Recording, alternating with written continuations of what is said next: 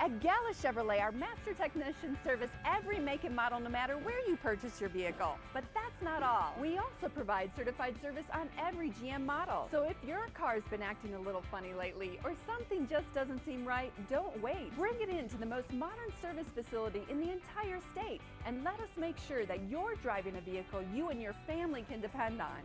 Service done right the first time, every time, right here at the all-new Gala Chevrolet. The Barley Room, a proud sponsor of Proview Networks for over 9 years, is pleased to introduce Black Iron Catering. From weddings and family reunions to birthdays and office parties, Black Iron Catering is perfect for any event. Contact Jamie at 505-459-8259 and book your event today. Black Iron Catering. Let us bring our kitchen to you. This is Coach Borrego of the Charlotte Hornets. Hello to all you parents out there in Albuquerque, New Mexico. I want to congratulate 38 years for the AYBL. You guys are doing a great job. You've shaped a lot of lives, young men and women, and you'll continue to do that.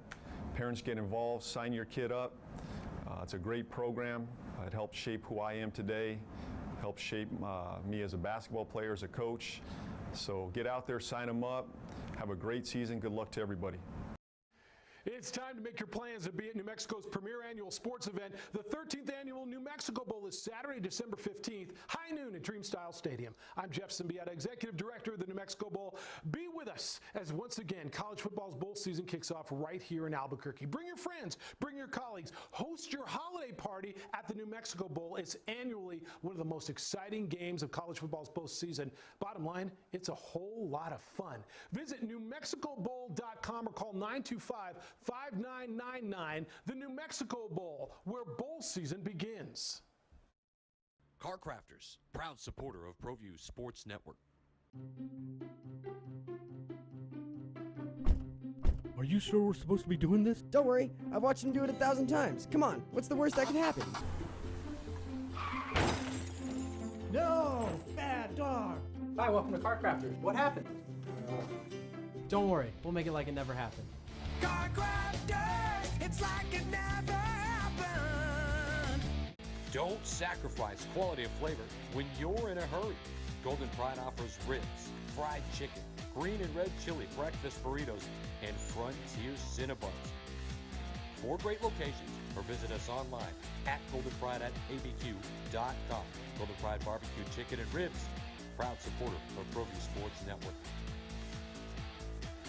Sadie's is a proud supporter of New Mexico high school sports and athletics, and we here at Proview Networks would like to thank Sadie's for their continued support in helping us bring you all of your New Mexico high school sports coverage. Dreamstyle Remodeling has been wowing homeowners in New Mexico since 1989. Selected as Best Custom Home Remodeler for 3 consecutive years by readers of the Albuquerque Journal, we're also your exclusive provider for top home improvement brands like Renewal by Anderson, Four Seasons, Blaze King, and many others. Founded and headquartered in Albuquerque, Dreamstyle Remodeling is family-owned and now employs more than 500 people across the southwestern U.S. In fact, we've helped more than 60,000 homeowners improve their home in New Mexico, Arizona, California, Idaho, and West Texas. We're committed to providing a superior customer experience. We've earned 4.6 stars with hundreds of online reviews and have an A+ with the BBB. Dreamstyle Remodeling is a proud supporter of UNM Athletics. Visit our beautiful 10,000 square foot showroom at 1460 Renaissance Boulevard across from Sam's Club, or dreamstyleremodeling.com to make your home remodeling dreams come true.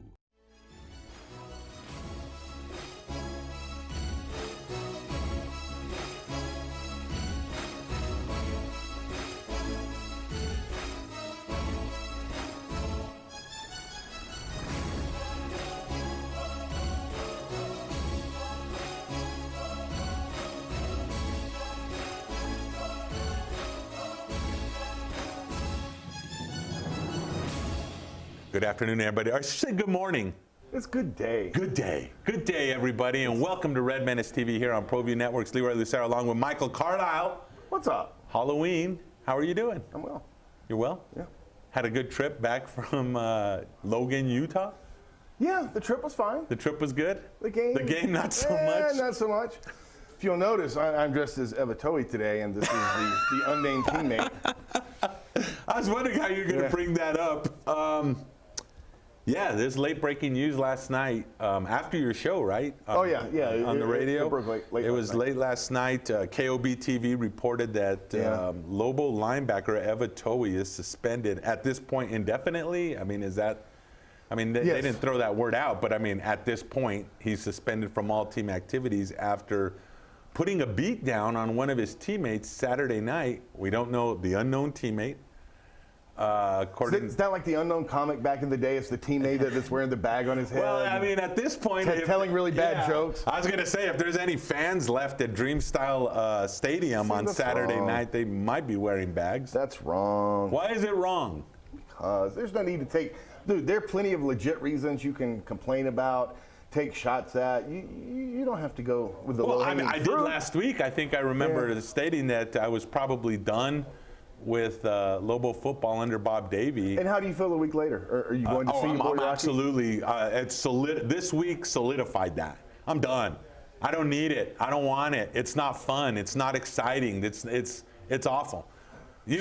So losing to two teams that are significantly better than the Lobos, that's what did it. It wasn't the Liberty loss, but it was losing to two teams that are significantly better. Well, the Liberty loss started it. I think I remember before the season started, when we were looking at the schedule, I said if the Lobos don't go 3-1, Bob Davie's more than likely done. I think I said that during the summer. I don't know if you remember that, but and you said no. I said no then, and I'm still thinking with and the reason's still the same reason. Well, no, it's twofold. One, I don't know that anybody at UNM who matters wants to get rid of Bob Davie. Right. That's one, and that might be the most important thing. But if it's not, there's the other thing. You can't afford to get rid of 1.3. Now, my tweet last night, after the Toei situation broke, I then asked, the word has always been UNM can't afford to get rid of Bob Davie. Now I'm beginning to wonder, because I don't know how many fans won't show up Saturday night. Can UNM not afford to get rid of Bob Davie? Oh, no. This is reminding me of the Craig Neal situation last year. All right, I said this. There's differences. Go ahead. I said this Tuesday on the radio show. Yeah. Let's assume the average ticket price for a UNM football game is $20. And I think it's less than that. But just for argument's sake, let's say it's $20. Let's say attendance drops by 5,000 next year per game. Okay. It can't drop so much more. Let's say it drops by another 5,000. That's roughly 100,000 a game in ticket sales. You're down. Times 6 is 600,000. That's half of what you'd have to pay Bob Davie in the buyout. Yes, UNM could absolutely afford to go another year with Bob Davie in hopes that it turns around. You have to see some hope. And look, there's some legit reasons you can explain the offensive struggles. Injuries, new offense, all that stuff. The defense is a completely different story, though. Yeah, you've had a couple of injuries over there, but the defense was supposed to be the part that nobody was really worried about. All these returning starters, depth over there, everything's going to be fine on defense, and it hasn't been. And that is look, I'm not calling anybody out. I'm not calling out players. I'm not calling out coaches. But the fact of the matter is the defense has been a huge disappointment, and there's really no excuse for that. I've been saying, so I look at things differently, maybe a little bit differently. I always talk about that it factor. Certain teams just have that it factor. There was a time when Bob Davie was a coach here, they had that it factor. They were winning close games. They were in games, even games where the talent was a little bit. They were those 2 years they were in games. I thought. Right. They don't have that anymore. I don't look at this schedule. I don't look at this schedule the rest of this year. I didn't look at it last year either, and say this team, whether they have more talent, less talent, or equal talent, they're in this game. I don't think they're in any game this year. I think they get whacked every game. Well, and they very well may, absolutely. But I don't want to say it was a mirage or an illusion, because that's not accurate. How did those first couple of years when Davie was here, how did they stay in games? How were games closer? Oh, you remember? They ran the ball. They ran the ball. And they controlled the possession. They controlled the clock and kept the ball out of the opponent's Absolutely, hands. I agree with you. Right.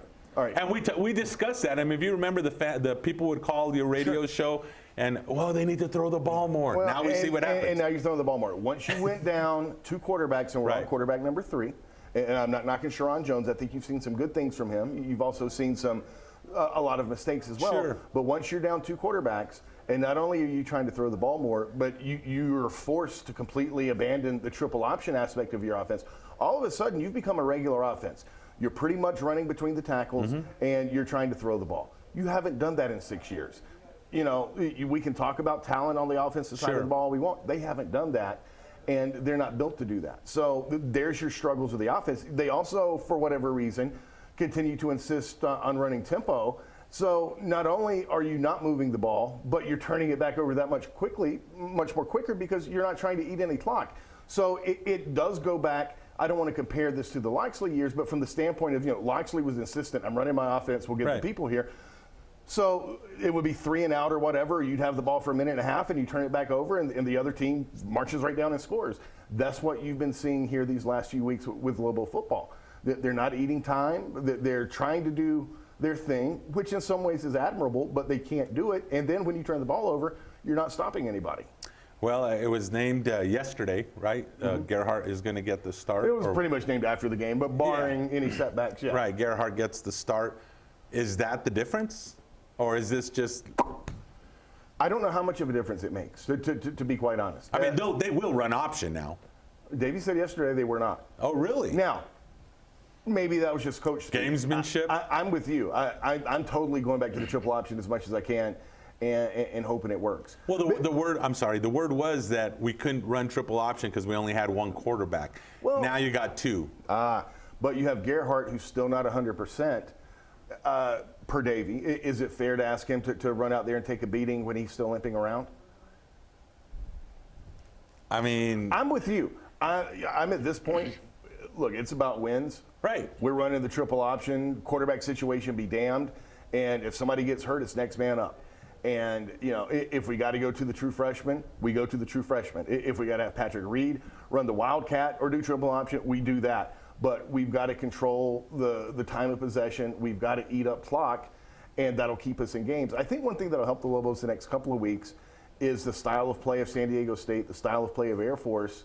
They're not going to throw the ball all up and down the field on you. I'm not saying that they won't score at will. Right. But at least theoretically, those games should be closer.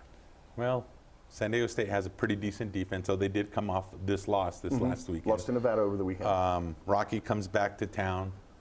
I don't know. I don't know how to figure out this team. I mean, we've talked about the lack of the home run hitting running back for a couple of years now. I think that's evident. There's a good wide receiver core. I don't think the offensive line is as good or cohesive as they were in the past couple of decades, really. Well, again, you recruited all those. Same thing with the running backs. Right. But the offensive line, you recruited these guys to run option. And now for the line, you're asking them to block completely differently. For the running backs, you're asking them to run in a different way in which they become accustomed to. Yeah, you're right. I mean, I totally agree with you. I'm not disagreeing with you in that way. And I'm not making excuses. Right. You did get a jacket. Well, it's my Halloween costume. Oh, okay. I don't have a toy. Don't make me punch you, unnamed teammate. But, if you're Bob Davey, if you're the Lobo coaching staff, you've got to recognize that, and you've got to figure out ways to try to do more of what you want to do. Look, I get wanting to throw the ball more, but at the same time, you've got to be able to eat clock because that's what kept you in games even when you weren't good early on in Davey's tenure. And after you got good, you control the ball, the other team can't score.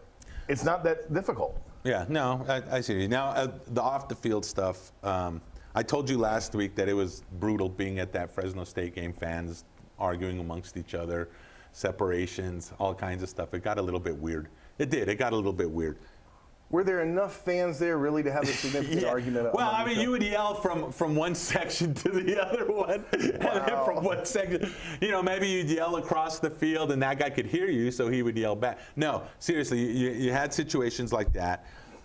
There wasn't a good feeling, I think, for most people that were there. I mean, nobody likes to go see a butt kicking, and now you're just coming off back-to-back butt kickings. Okay. This is really reminiscent. This thing with Towie is really reminiscent of. Do you remember Mike Loxley's last year? They had just lost to Sam Houston State, and outside there was a walk-on player or whatever that was driving Mike Loxley's son's car. He wasn't a player. He was a friend of. Yeah, a friend of, and picked up the DWI, but it had, and that was like the final straw. I don't know if this is to that point yet.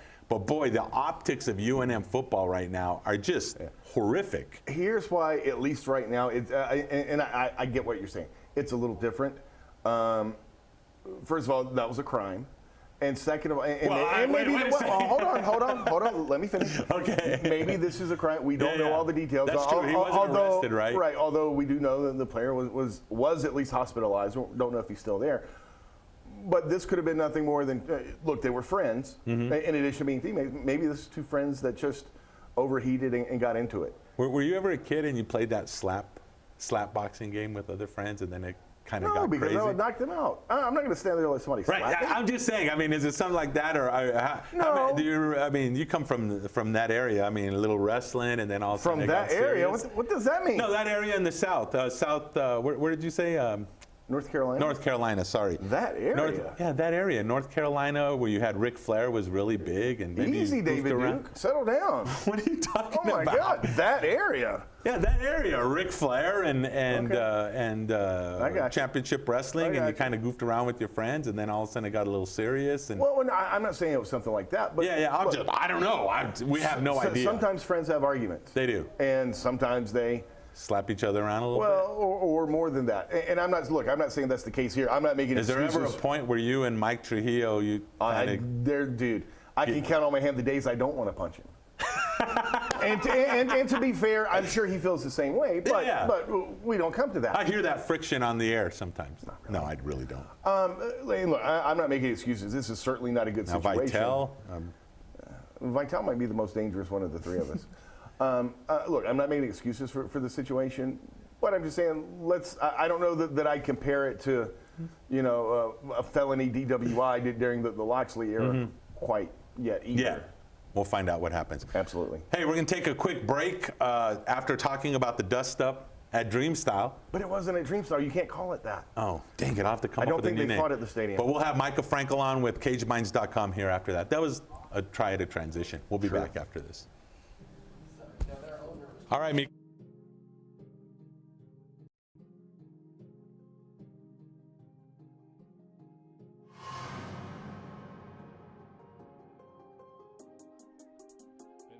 Shotgun.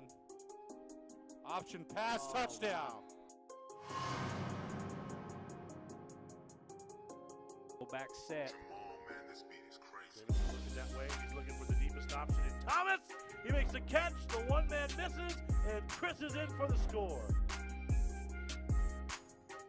Was an all or nothing play there.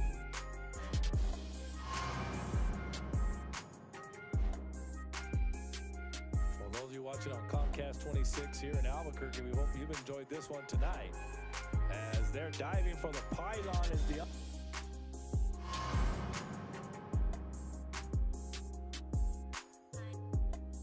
quick pass goes out to O'Toole. He gets loose. Look out. There he goes. 10-5 touchdown. La Cueva Bears.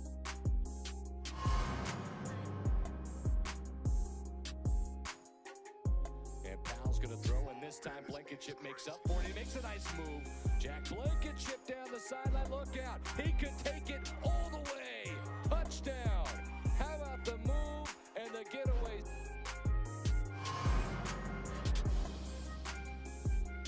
It'd be 109, so you'd have that 1 second. That's why. I'm just telling you. So Ezekiel Fox is going to take it, and he makes a nice move, and he's got the sideline. Does he have a seal to the edge? Shot out of a cannon. Ezekiel Fox, touchdown.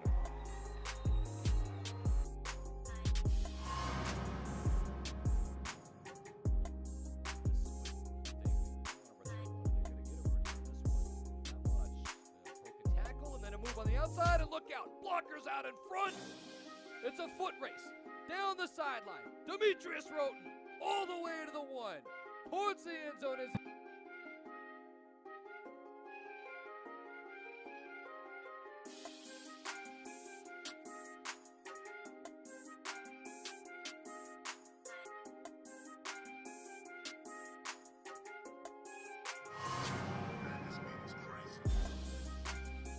That's Lowry.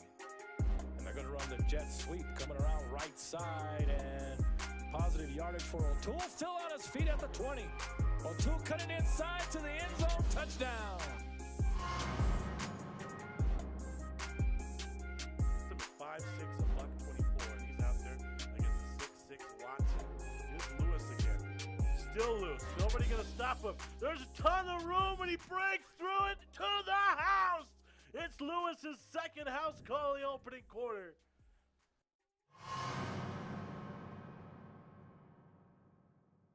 They have to do it over again, and so Volcano Vista, they do this. It's a reverse or a fake reverse. That's a fake reverse, and there's some room on the outside. A cut, a missed tackle, a cut to the outside. Look out! Shot out of a cannon! How did he escape? All the way is Flores. Touchdown! Hey, that was shades of... Jamal, man, this beat is crazy.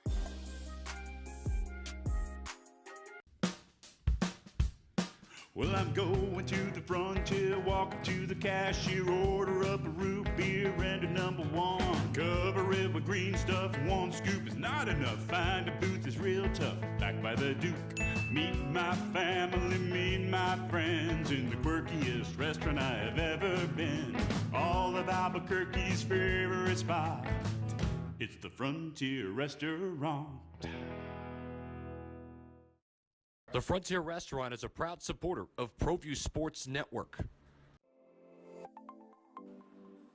Get into the game with Garden Swartz Team Sales. They have everything you need, from screen printing, embroidery, and digital printing services, high school letterman jackets, and all high school and club uniforms, and individual and team apparel with the most reliable brands like Speedline, Rawlins, and Wilson.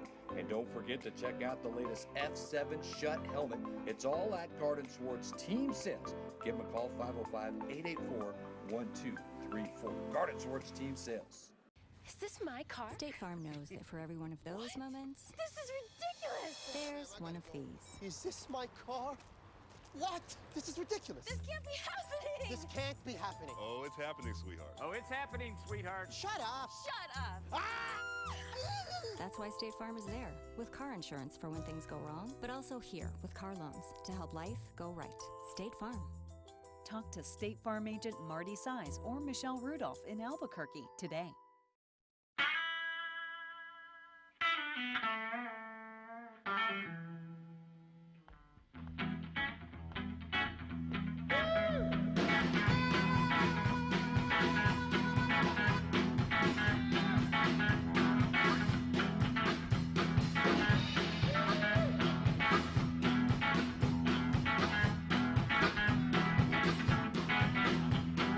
Next in line.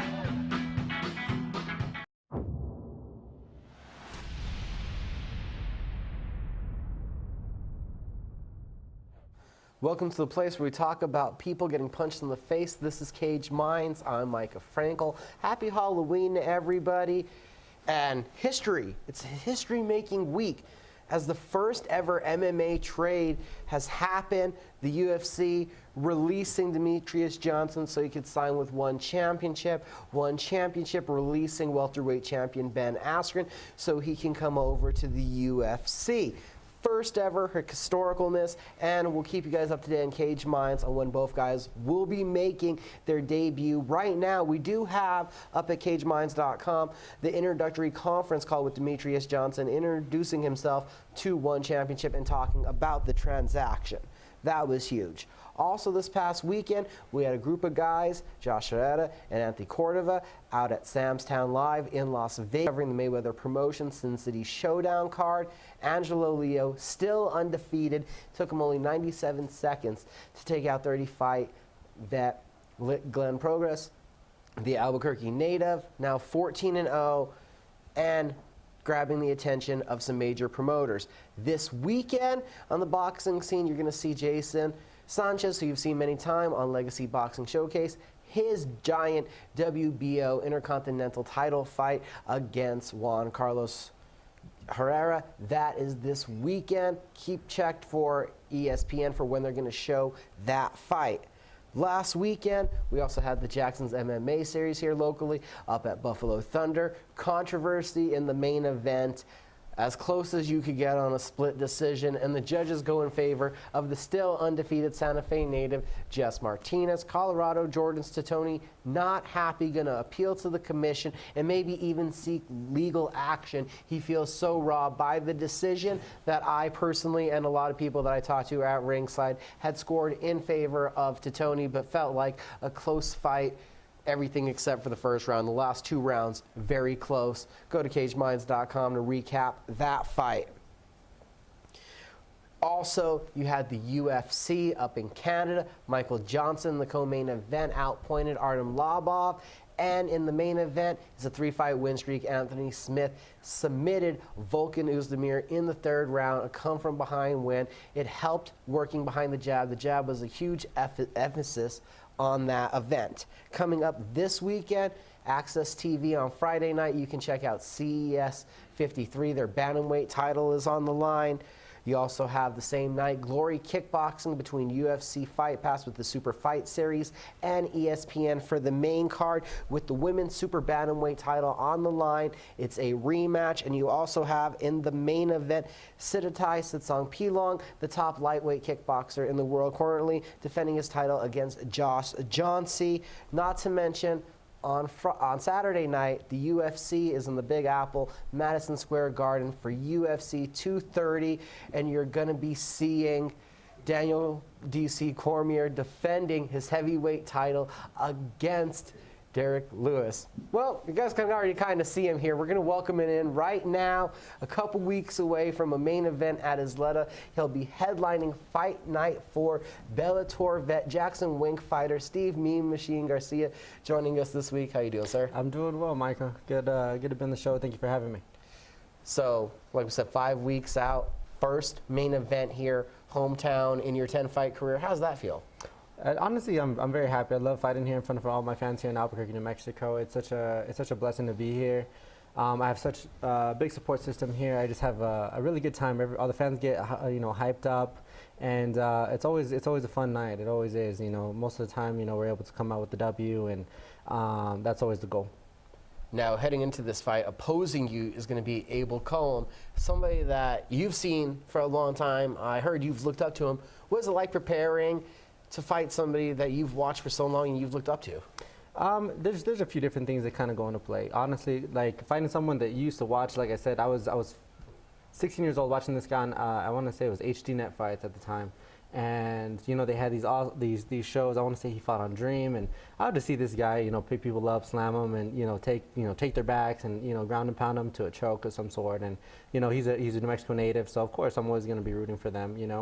I was born here, so of course, yeah, they're going to have my support. And then I start getting into the realm of things, and things are progressing, and I'm it starts off by getting an amateur fight and getting a pro fight, and then it just starts building on and on and on. I never thought I would be 7 in the cage with Abel Cullum before. I thought he would have been, long gone. But you know what? He's still kicking. He's still very dangerous.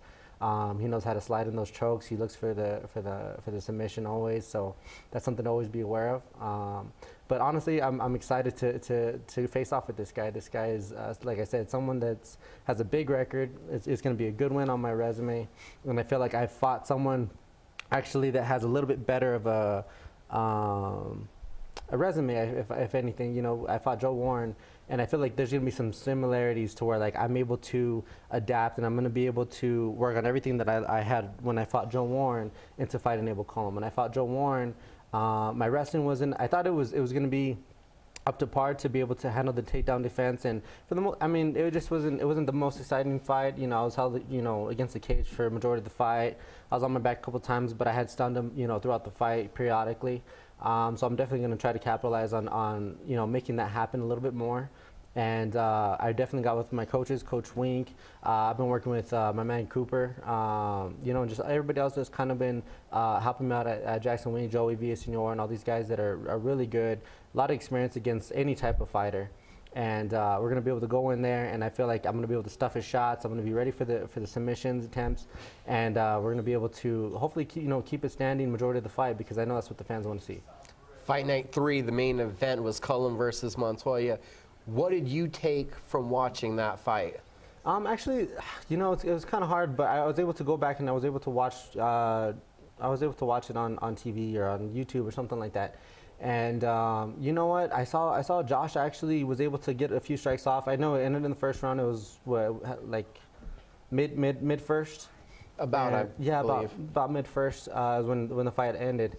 And so I kind of watched it. He got some strikes off. He actually, I think Abel Colm shot in, and Montoya reversed it, ended up on top. Was able to escape a few different submission attempts, landed a couple ground and pound. But at the end of the day, Colm's so slick. There's times where like he's moving and you don't think that you're in danger of anything. And then before you know it, he has his arms around your neck or something like that. So that's something I definitely don't want to get in the mix of. I know that he's one of the best at it. So I want to make sure that like I'm aware at all times, and just making sure to protect my neck, work everything, just being basic, making sure fighting the hands, make sure that I'm able to get to my feet.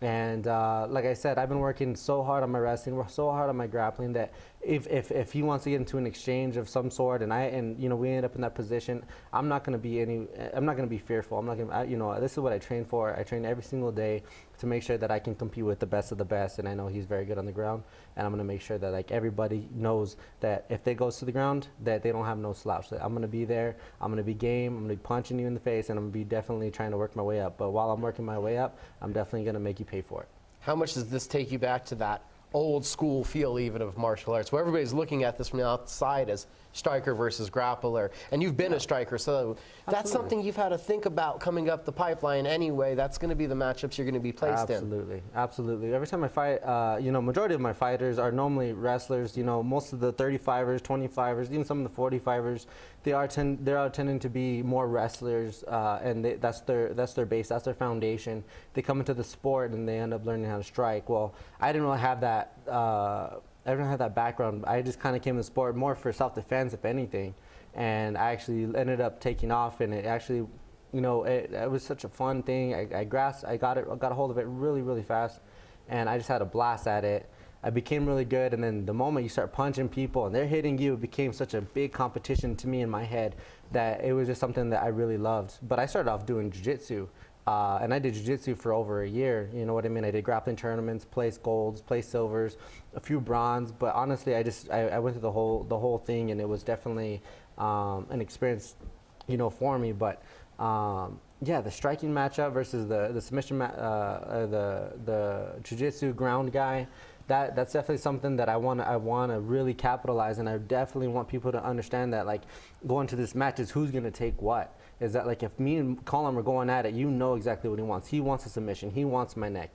When I go into a fight, I want you knocked out cold on the floor. I want you, sleeping. I want to hear you snore. And that's something that I want people to excite. Who's gonna get what? Is he gonna get my neck, or am I gonna be able to take him out and just have him laid out on the floor, waking up? That's kind of what I think is gonna excite the fans come I think November 30th. Yeah, November 30th is the date at Isleta. We saw you up at Buffalo Thunder in a boxing match. What was that actually like, getting in there and having your first professional boxing experience? It was so much fun, man. I had a blast. It was definitely, like I said, I love to stand up. There's nothing like getting a knockout, or there's nothing like TKOing somebody, you know what I mean? Of course, I'm definitely always sportsman. These guys, they train as hard as I do. At least in my head, I think that. But I had such a blast out there. I work with Coach Wing. I've always worked with Danny Romero, but he's been having some technical difficulties, especially going with his dad being kind of sick and stuff. So I was able to, mainly since I was 18, stick with him. But at the end of the day, Coach Wing was always in my corner. He was always there for me. And we were able to get the win, I think, in the first round, about a minute and a half so in. Can you tell us a little bit about the mentality that you have to have as a martial artist to handle these highs, these lows? Because we can say it, you won the boxing match, and then a couple weeks later, quick turnaround, Alon catches you with a punch. How do you handle these ups and downs? Yeah, man, it's definitely a roller coaster. It's definitely a roller coaster, but the thing is that you can't let your losses define you. You also can't let your wins define you. You definitely have to constantly grow. You almost have to take your wins as a loss anyways, just because if you get in this mindset that you're going to constantly win every single one of them, and then one day, I kind of feel like this kind of happened around Ronda Rousey. She's on this high roller coaster, going up this mountain, going up this roller coaster. and she's winning all these fights, and all of a sudden someone meets her match, and it was Holly Holm's foot. Went downhill, and she couldn't find her way back up. She just thought it was a coincidence or whatever the case is. When I had fought Elon Cruz, no disrespect to that guy, I had a few things going into that fight, coming 2 weeks off from a boxing match. It was definitely a big transition, and I really had to work on my grappling, sustaining an injury. But at the end of the day, he was a better man. He caught me with the shot. It dropped me, but I was able to, finally, recover. And I was hoping he was going to punch me a little bit more so I can try to recover a little bit more. He was able to take my back, and before I know it, he sunk in the choke. So that's something I'm definitely going to be a lot more aware of. I've been caught with that shot many times. Never put me down, but I've caught many more people with that same shot. So I feel like this sport, man, you can get caught with so many different things. There's so many ways to win, but there's so many ways to lose, and it's such an amazing sport to where you got to know your craft. You really have to know your craft, and if you don't know your craft, then you're going to be in some trouble. And being in the cage is not where you want to find out what your issues are. So training is where you want to get all that out, iron out those wrinkles, and come back out and hopefully come out with some success. That's always the goal. November 30th, we have Fight Night 4 at the Isleta Resort and Casino. One last word from Steve. How do you get the victory? Oh, absolutely. This is what we're going to do. We're going to go in there November 30th, and we're going to put some leather on his chin. We're going to test it. I know as soon as he feels the power that I sustain, he's going to end up shooting for a leg, and we're going to work that single leg defense, and the transitioning, the secondary, the third, and we're going to make sure that we're going to do everything to keep it standing, give the fans exactly what they want to see. They want to see blood, they want to see sweat, and they want to see a good, honest fight, man. And we're going to go in there, we're going to give it to him. I know Abel's up for the challenge. He's always been, and I'm super excited to go out there and do everything I can to make sure that I get my hand raised November 30th. We'll be back with more Red Menace TV in just a moment. Awesome.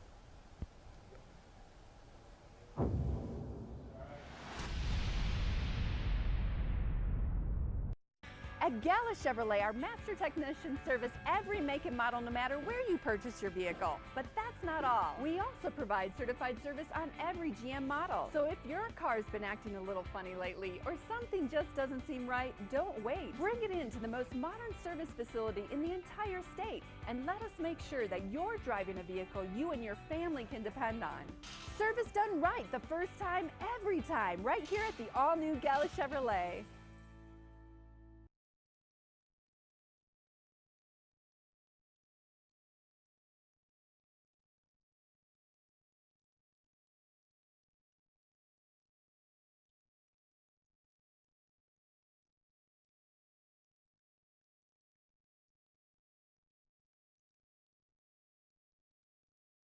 The Barley Room, a proud sponsor of Proview Networks for over 9 years, is pleased to introduce Black Iron Catering.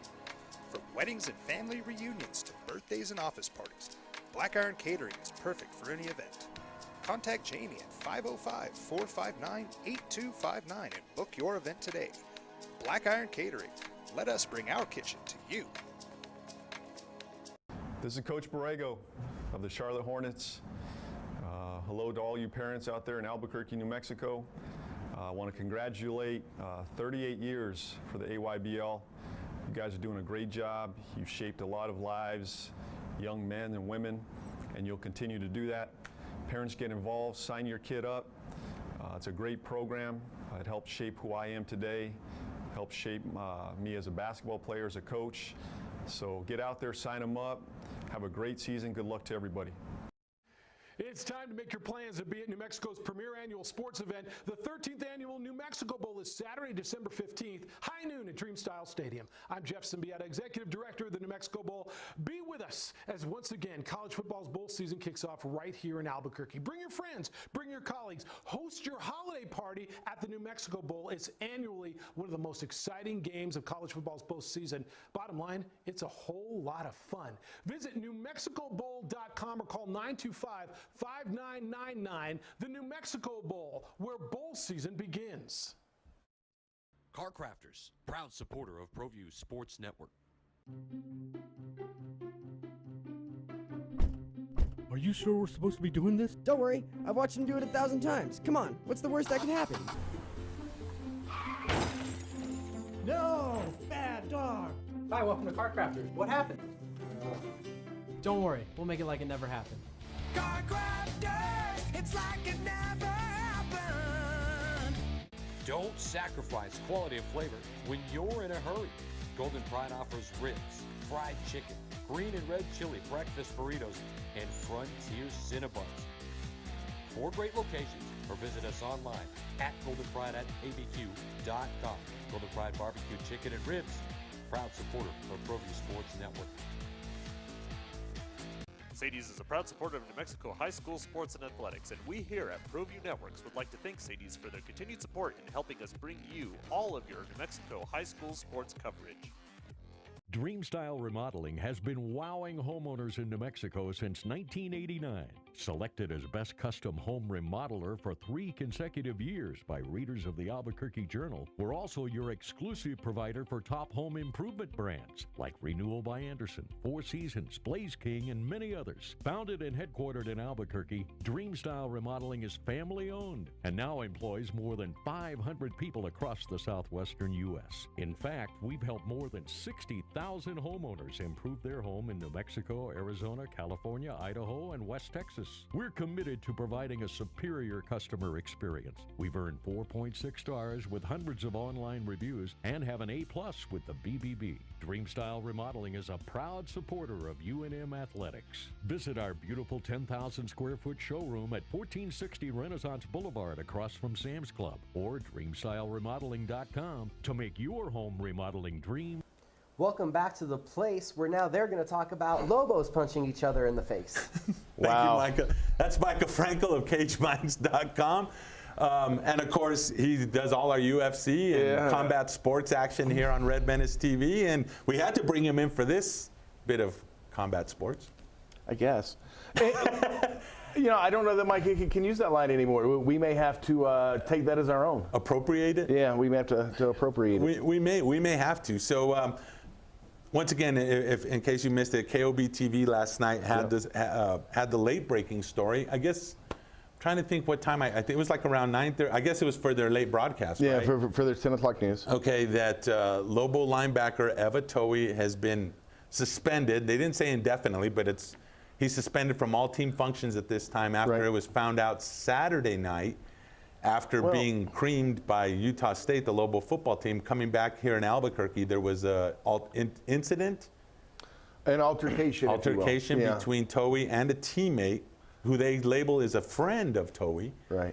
Friends like that, who needs enemies, yeah, huh? and the friend ended up in the hospital. Yeah. So it wasn't just like a smack in the head. It was a serious beatdown. Yeah, it certainly seems that way, or a really good puncher or something. Look, it's certainly not a good look. Let's not kid ourselves. There's some legit questions you have to ask here. Sure. First, let me read you the statement that Bob Davey gave to KOB TV. I was made aware of an incident that happened Saturday night involving 2 of our student athletes. Although the details are still being gathered, I think it's appropriate at this time to suspend Eva Towie from all team activities. The university will continue to work through proper procedures, and once the process is completed, appropriate action will be taken. So this happened on Saturday, correct? Yes, it did. Okay. And that was from the KOB story. Yes. In the Journal story, which posted online last night, and I'm pretty sure is in this morning's paper. Yes. Steve Virgin talks about earlier in the day, meaning yesterday, Towie was at practice and spoke to the Journal about the overall attitude of the Lobos, who are amid a 3-game losing streak. Here's the quote that Virgin had from Towie. From the outside, a lot of people think that we're at an all-time low here. From the inside, we're still fighting. Probably not good words. We're never giving up on fighting. We're going to come hard every game as if it's our last. We still have aspirations to be in a bowl game. I didn't bring that up to make fun of the multiple times he said fighting in the quote. I brought that up. When did Bob Davey find out about this? Yeah, that's... And was Towie suspended because of the actions or because it got out? Point being, if KOB doesn't get this story, does Towie play on Saturday? So following Lobo Athletics and reporting for close to 30 years now, there's plenty of stories that never make it into the papers. Right. Now that's 98, 95, 2000. you know, this sort of thing. 2018, everything makes the papers. Everything makes TV or Twitter or Facebook. You can't hide this stuff anymore. What was one of the things that Bob Davie was investigated for last year? Wasn't it keeping things on the hush-hush? Not reporting it to the superiors. Yeah. And I'm not saying that's the case here. But I would assume, and maybe shame on me for assuming, that if Bob Davie goes to his superiors, hey, one of my players beat the heck out of one of my other players, dude's in the hospital, I'm not going to do anything with the other guy right now. I don't know that that would have flied. I can't help but feel like somebody higher than Bob Davie would have said, you know what, Coach? We should probably pull him off to the side. The fact that he was still there on Tuesday, and look, maybe this didn't get out. Maybe nobody noticed the teammate hadn't showed up to practice because he'd gotten the heck beat out of him. I don't know. But someone would have to say something, wouldn't they? Here's what I'm getting at. At the very least, somebody needs to ask the question and somebody needs to get the answer to, when did Bob Davie find out and why was Towie at practice on Tuesday? And why would you have him in front of a camera? Well, you get to talk. Well, I hear you on that, but you know, you talk to players after practice. Look on the outside looking in, and I don't know. That's why we. You're just bringing it up. I can't help but feel like maybe Davie was hoping nobody would find this out. At the very least, the question needs to be asked, and Davie should answer. When exactly did you find out about this? Because that just seems a little odd to me. It happened on Saturday. You don't announce he's suspended until Tuesday night when the news gets out, and dude was at practice Tuesday.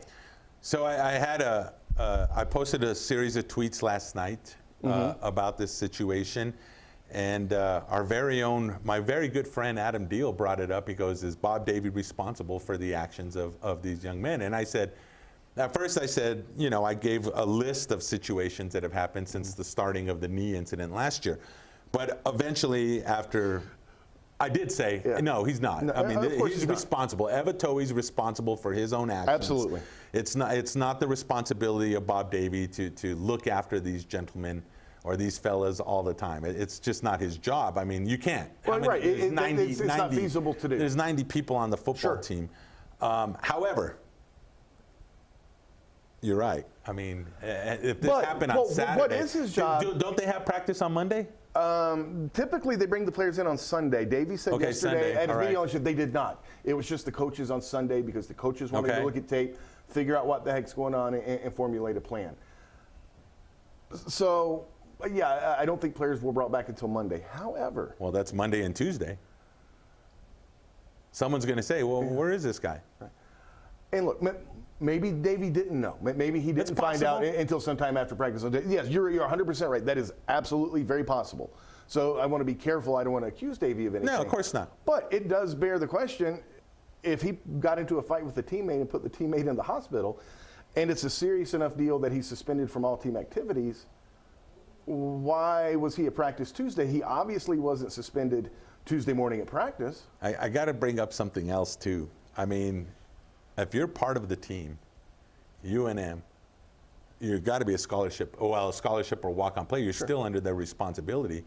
If someone goes to a hospital, someone's got to be made aware of that situation at one point. Whether it's hidden, and I'm not saying that it's Bob Davie, whoever it is, someone's got to know that one of the players is in the hospital, right? Not necessarily. No. And here's why. And we don't know who the player was. Maybe it was a local player whose family's in town. Maybe they just contacted the guy's parents wherever they are, whatever. It's possible that football wasn't notified.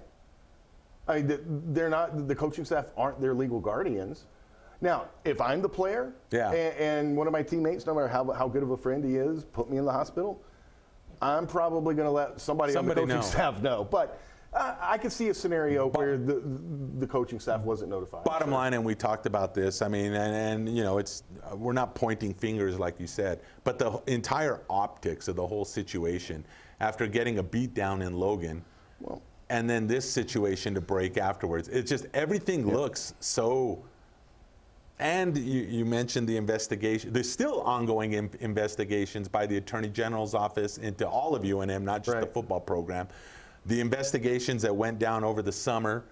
It's just it's another thing. Yeah, it's just another, pardon the pun, black eye. Yeah. but yeah, no, but you're right. It is another thing. And you brought up something, and it should be pointed out. Look, Bob Davey can't babysit these kids 24/7. You know, unless he put a hit out on that other player, and I'm sure he didn't. It's not Bob Davey's fault. But once you find out, you've got to take corrective action as soon as possible. I don't think it's unfair to ask when he found out and when did he take the corrective action. Because if Toei was at practice yesterday, either Davey didn't find out till later in the day, or he had not yet seen fit to suspend Toei, even though there was a fight that resulted in a teammate being in the hospital. Yeah, well, it's the day and age we live in. Yeah. Speaking of bad optics, it's not the day and age we live in. I go to work every day and don't punch out coworkers. Though you want to sometimes. Well, sometimes. I want to do a lot of things I don't do. But I mean, you know, as humans, we have this little thing in our brain that keeps us from doing dumb things like that. You would hope. You would hope. Speaking of, and we're going to take a quick break, but another where optics are really bad, what's going on at the University of Maryland right now? Yeah, that's not good optics either. We'll take a quick break and discuss this as optometrists, I guess. As optometrists? Yeah. Well, I'm going to the frontier, walking to the cashier, order up a root beer and a #1. Cover it with green stuff, one scoop is not enough. Find a booth that's real tough, backed by the Duke. Meet my family, meet my friends in the quirkiest restaurant I have ever been. All of Albuquerque's favorite spot, it's the Frontier Restaurant. The Frontier Restaurant is a proud supporter of Proview Sports Network. Get into the game with Garden Swartz Team Sales. They have everything you need, from screen printing, embroidery, and digital printing services, high school letterman jackets, and all high school and club uniforms, and individual and team apparel with the most reliable brands like Speedline, Rollins, and Wilson. And don't forget to check out the latest F7 Shut helmet. It's all at Garden Swartz Team Sales. Give them a call, 505-884-1234. Garden Swartz Team Sales. Is this my car? State Farm knows that for every one of those moments, This is ridiculous! there's one of these. Is this my car? What? This is ridiculous. This can't be happening! This can't be happening. Oh, it's happening, sweetheart. Oh, it's happening, sweetheart. Shut up! Shut up! Ah! That's why State Farm is there, with car insurance for when things go wrong, but also here with car loans to help life go right. State Farm. Talk to State Farm agent Marty Size or Michelle Rudolph in Albuquerque today.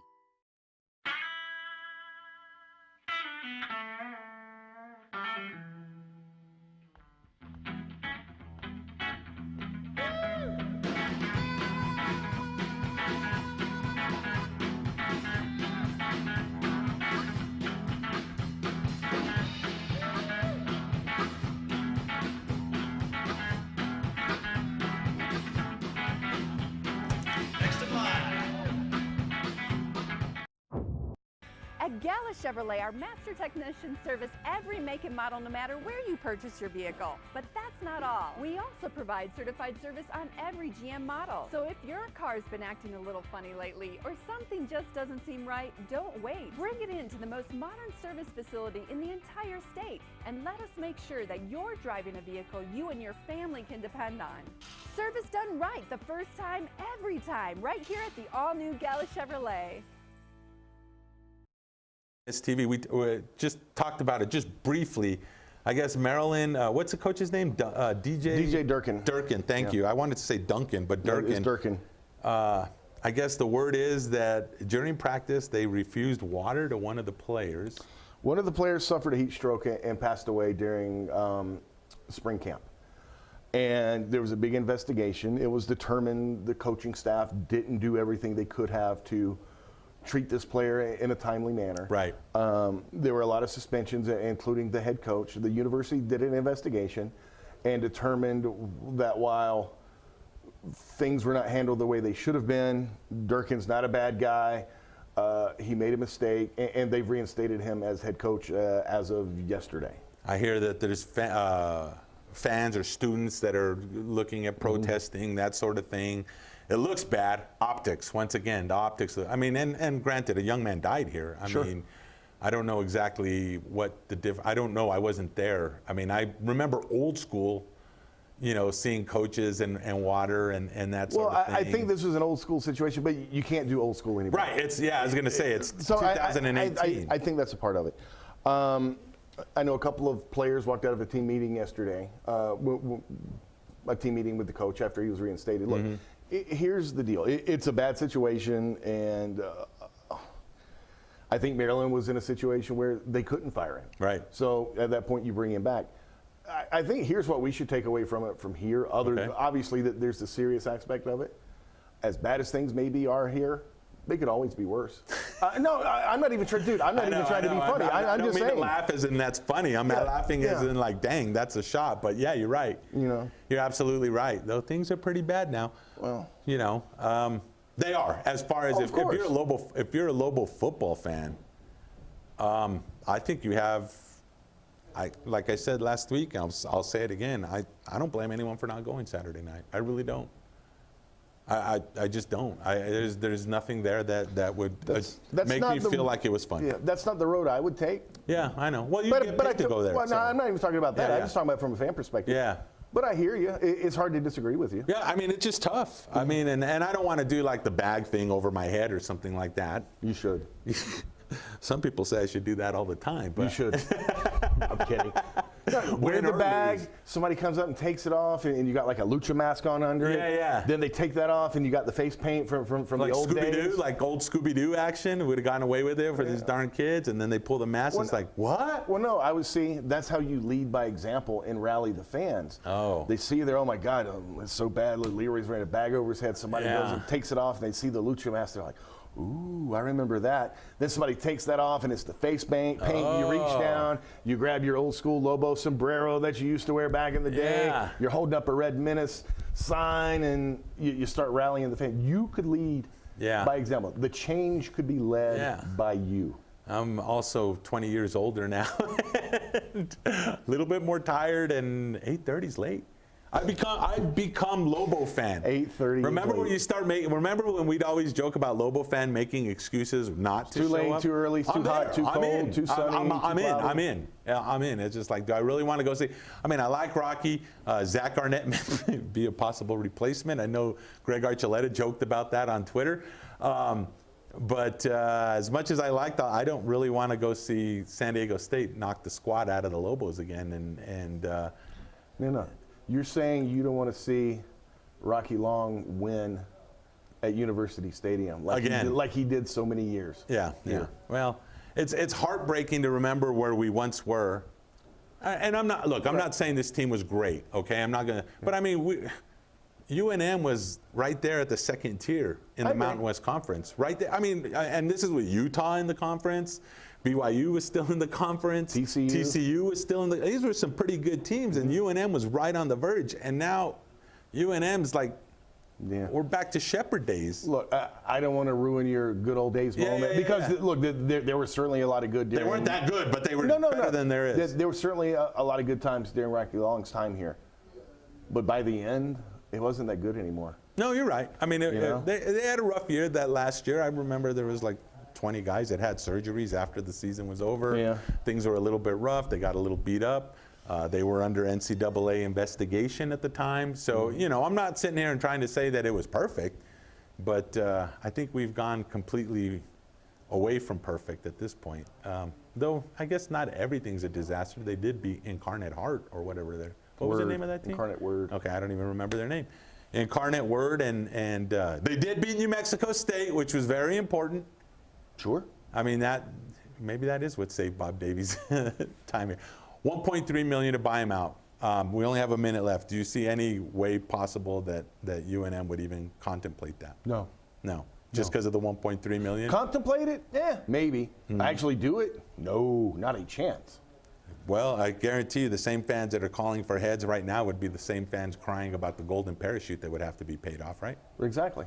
And as we broke down earlier, you're saving money keeping him, even if you lose 5,000 fans a game next year. But that kills your future. I mean, you figure for every year that it goes down. The hope would be he turns it around. Yeah, for every year you go down, it's 3 years that you don't. So anyway, speaking of going down, this ship is going down now. As we're going to go ahead and That's not a good way to put it. I guess not. Sure. Huh? We're going to go ahead and pull curtains on today's show. For Michael Carlisle, for Alden, and Micah is Leroy Lucero. We'll see you next week on Red Menace TV. God bless you all.